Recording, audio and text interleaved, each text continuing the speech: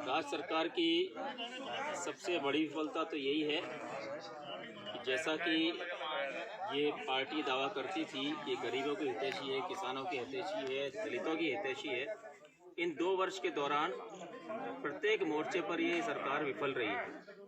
भाजपा सरकार के दौरान जो प्रमुख योजना चलती थी, भामाशाह स्वास्थ्य बीमा योजना, उसको इस सरकार ने आते ही बंद कर दिया। उसके माध्यम से गरीब लोग, निर्धन लोग अपना निःशुल्क उपचार करवाते थे, न केवल सरकारी अस्पतालों बल्कि निजी अस्पतालों में भी, और अनेक प्रतिष्ठित निजी अस्पताल उसमें सूचीबद्ध थे जिसमें उनका उपचार होता था, और उस उपचार में जो भी राशि व्यय होती थी वो संबंधित अस्पताल सरकार से उसका पुनर्भरण करवा लेता था।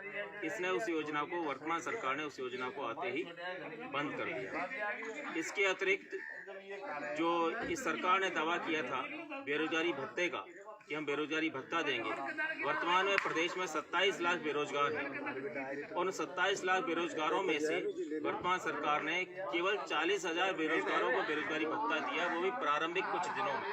उसके पश्चात वो भी बंद कर दिया। तो जो इस समय युवा पीढ़ी जो बेरोजगार है, तो ये वर्तमान सरकार उन युवाओं की भी हितैषी नहीं है। जो अंबेडकर भवन निर्मित किए गए थे, जो योजनाएं लागू की थी भाजपा सरकार के द्वारा, जिसमें कि दलित वर्ग के लोग आके रात्रि विश्राम करते, लाभान्वित होते, उस अंबेडकर भवन के प्रोजेक्ट को भी वर्तमान सरकार ने बंद कर दिया। इसके अलावा इन्होंने दावा किया था कि हम यदि सत्ता में आ गए, सत्ता में आने के 10 दिन के अंदर 2 लाख तक का किसानों का ऋण माफ कर देंगे।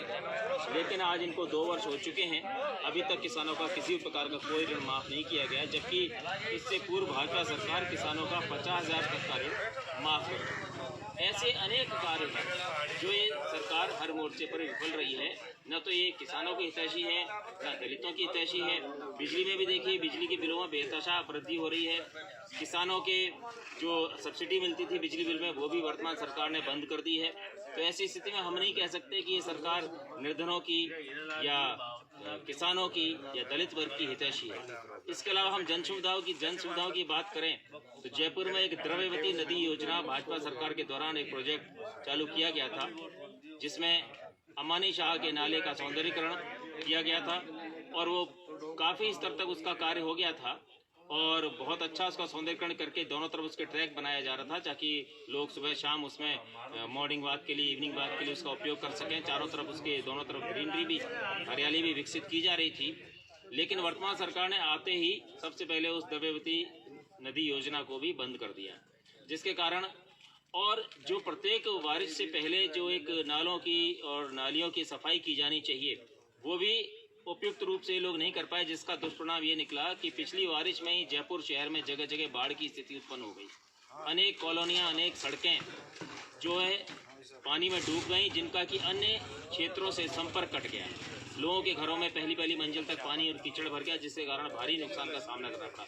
वो यदि ड्रेनेज मैनेजमेंट ये पहले कर लेते बारिश से पहले, और उस द्रव्यवती नदी योजना को बंद नहीं करते, तो ये स्थिति का सामना लोगों को नहीं करना पड़ता। और जो सामुदायिक भवनों के विकास की योजना है, वो भी वर्तमान सरकार ने बंद कर रखी है। सामुदायिक स्थलों पे हरियाली का विकास करना है, उनका सौंदर्यीकरण करना है, वो भी ये सरकार नहीं कर रही।